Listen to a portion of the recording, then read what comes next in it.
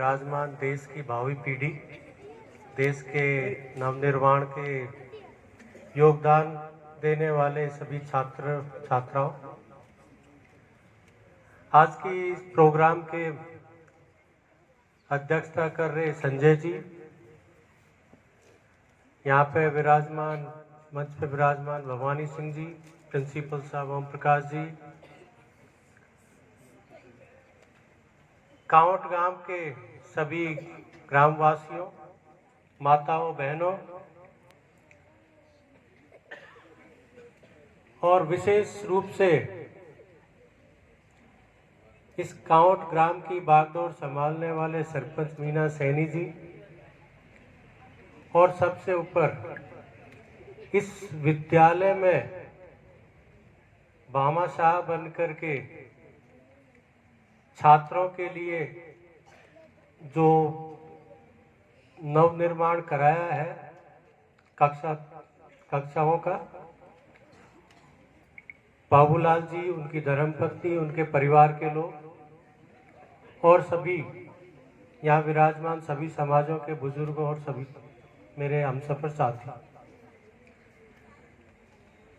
सबसे पहले तो मैं विद्यालय के छात्र छात्राओं को कुछ कहना चाहूँगा।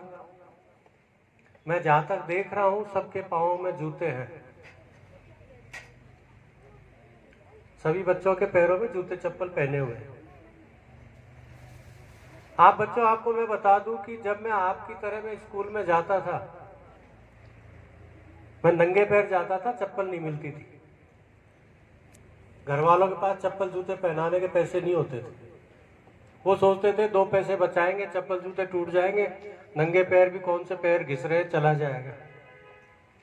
2-2 पैसा बचा करके उन्होंने पढ़ाया और हमने भी लगन से पढ़ा तो आज यहाँ पर पहुंच पाए। तो मैं आपसे ये कहना चाहूँगा कि आप मन से लगन से पढ़ें। आपको तो कम से कम आपके माँ बाप ने इतनी सुविधा तो दे रखी है कि आपको कपड़े दिए, पहना रखे, जूते पहना रखे। हम तो नंगे पैर जाते थे। स्कूल की एक ड्रेस होती थी जो सिलवाते थे माँ बाप, उस ड्रेस को स्कूल पहनते थे, सार संभाल के रखते थे, और या फिर उसी ड्रेस को लोटे में आग भर के धो करके प्रेस करके बारात में पहन के जाते थे। वो एक ही ड्रेस स्कूल में और बारात में एक ही ड्रेस काम आती थी हमारे। तो आप तो बहुत भाग्यशाली है, आपके माँ बाप ने आपको इतनी सुविधाएं दी है। माँ बाप का, आप भी पढ़ो लिखो, माँ बाप का नाम रोशन करो।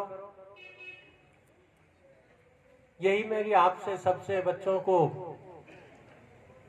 अपने दिल से जो मेरी भावना है आपके प्रति वो बता रहा हूँ कि मैंने बहुत ऐसे दिन देखे हैं कि शायद भगवान ना करे किसी और को देखने पड़े। जब मैं कॉलेज में पढ़ता था, कई बार खर्चे के पैसे नहीं होते थे, एक वक्त बिना खाए पी सो जाते थे, पर अपनी मेहनत और लगन नहीं छोड़ी। यहाँ पे विराजमान कांवट गांव के ग्रामवासियों, आपको एक विशेष सहयोग हो सकता है। मेरे पास जब ये बाबूलाल जी और बंसी जी वगैरह जब मेरे पास आए थे यहाँ का आने के लिए निमंत्रण देने, तो उन्होंने कहा साहब मैं कांवट गांव के स्कूल में आपको एक लोकार्पण कर। तो कांवट गांव का नाम सुनते ही पता नहीं क्यों बदन में एक बड़ा खुशी सी, एक बड़ा ऐसा एहसास हुआ कि जैसे कोई अपनापन है वहां पे जाके। तो मैंने तुरंत आकर दी, इनको कोई कुछ नहीं पूछा। अब वो अपनापन क्या है वो बता देता हूँ मैं आपको। ये है कांवट गांव, और सहयोग कहे कुछ भी कहे कि मेरा गोत्र कांवटा है, इसलिए गांव से थोड़ा सा विशेष लगाव है। क्या पता, जैसे होता है ना कि उदयपुर वालों को उदयपुरिया, जोधपुर वालों को जोधपुरिया, मैंने कहा हो सकता है इसी गांव का कोई पुराना जुड़ाव, इसलिए कांवटा हूं।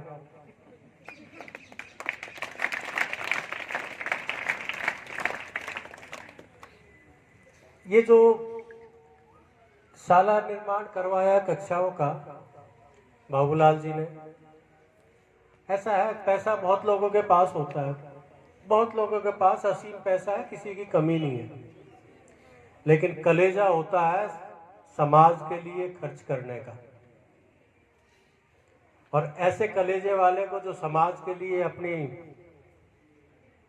इस तरह से उदारता दिखाई है, उन भामाशाहों को, उसके परिवार को, उनके समाज को, इस गांव को मैं प्रणाम करता हूं।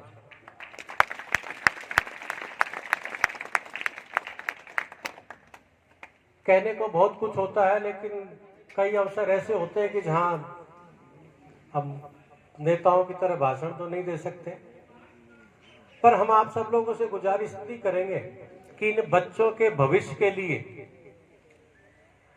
आप दानवीर बने। इनके भविष्य के लिए जो भी जरूरतें हो स्कूल में पूरी करें। आज हो सकता है बाबूलाल जी को ईश्वर ने इतना दिया हो कि उनका दिल खोल के उनके परिवार के लोगों ने भी कभी उनको प्रेरित किया हो, उन्होंने इतना योगदान दिया है। हो सकता है आप लोग भी यदि सब मिलकर के खर्च करेंगे तो भगवान आपको जितना आप साला में लगाएंगे उसका कई गुना आपको ईश्वर आपको देगा। मेरी एक ही सोच है, सबसे बड़ा तीर्थ आपके घर में होता है, आपके माँ बाप होते हैं। बहुत से लोग तीर्थ यात्राओं पे जाते हैं। सबसे पहले मैं कहता हूँ कि आपके बुजुर्गों के अपने देवी देवताओं के स्थान बने हुए, सबसे पहले ढोक वहां दे लो, असली तीर्थ वहां बसता है। हम लोग बड़ी गलतफहमी में होते हैं कि खुद के उनको तो भूल जाते हैं, दुनिया के उसको ढोक देते रहते हैं। अपने खुद के देवी देवताओं के स्थान हर गांव में होता है, हर परिवार के अपने बुजुर्गों के एक जगह होती है। उस जगह को सबसे पहले नमन करो, आपके कभी कोई प्रॉब्लम नहीं आएगी, वो आपकी पूरी सुरक्षा देंगे। मैं जानता हूं कि मेरे इस सफर में यहां तक पहुंचने के, जज बनने के सफर में बहुत रुकावटें आई। ऐसी रुकावटें कोई सोच भी नहीं सकता। मेरे नाम प्रस्तावित हुआ, सेलेक्ट हुआ, फाइनल हो गया। मेरे साथ और भी जो मेरे साथ 8-10 लोग थे उनके नाम भी हुए। यदि वो सारे नाम एक साथ आ जाते तो मैं उन 8-10 से सीनियर होता, पर ईश्वर को मंजूर नहीं था शायद कि मेरी फाइल रुकी, बाकी लोग आ गए, वो मेरे से सीनियर हो गए। खैर, मैं तो यही जानता हूं कि मैंने जितना कर्म किया होगा ईश्वर ने पहले ही उससे बहुत कुछ ज्यादा दे दिया। अब आगे जो देगा ईश्वर वो बोनस है। तो मेरा एक ही था, मैंने अपने जो देवता थे उनको सुमरन करना नहीं छोड़ा। मैंने कहा ठीक है, आप यहाँ तक लाए हो, आगे जो आपकी इच्छा है जो ठीक है, कोई दिक्कत नहीं है। नहीं बनेंगे तो ना बनेंगे, समाज की, लोगों की, गरीबों की सेवा करते रहेंगे। वकालत में भी मैं इतना आपको बता दूं, मेरी 28 साल की वकालत में 90% मैंने जो मेरे मुवक्किल होते थे केस में, जो क्लाइंट, कभी मैंने मेरी अपने मुंह से फीस नहीं मांगी। उन्होंने जो दिया मंजूर किया, और शायद भगवान ने उसी का पुरस्कार मुझे दिया है। वरना मैं जानता हूं कि ऐसे कर्म नहीं थे कि मैं हाईकोर्ट जज बनता। मेरे खानदान ने, मेरे बुजुर्गों ने कभी सोचा भी नहीं था कि हम हाईकोर्ट जज भी कोई चीज होती है। लेकिन ईश्वर के प्रति अपनी आस्था बढ़ाए रखो। जो भी काम करो, पढ़ने का हो, नौकरी का हो, व्यापार का हो, समाज सेवा का हो, मन से करो। किसी इस आशा में मत करो कि इससे मुझे कुछ फल निकालना है। बिल्कुल निष्फिक्र होकर काम करो, बिना लोभ लालच के काम करो। ईश्वर आपको कितना ही गुना देगा आप आशा भी नहीं कर पाओगे। आपसे ज्यादा तो मैं क्या कहूं, बच्चों को इतना सुबह से बैठे होंगे। मेरा तो आपसे सभी गांव वासियों से निवेदन है कि इसी प्रकार से थोड़ा सा बाबूलाल जी से आप भी प्रेरणा लें। इस विद्यालय में जो भी कमी हो उसको सब मिल करके, क्योंकि सरकार तो सरकार के तरीके से चलती है। सरकार के जो विकास के काम है उनका एक पैमाना अलग होता है। मैं ये कहता हूँ, आज भगवान ने शायद, जिस तरह से मैं गांव के लोगों को देख रहा हूँ, कि इन गांव के लोगों को इस विद्यालय के लिए सरकार की तरफ से मुंह नहीं ताकना चाहिए। आप सब सक्षम हैं, दिल खोलें, बाबूलाल जी से प्रेरणा लें और इसी प्रकार से इस विद्यालय में इन छात्र छात्राओं को जो भी जरूरत की चीज़ की जरूरत हो उपलब्ध कराएं।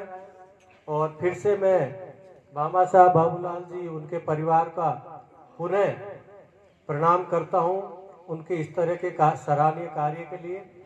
आप सभी से इन्हीं शब्दों के साथ धन्यवाद।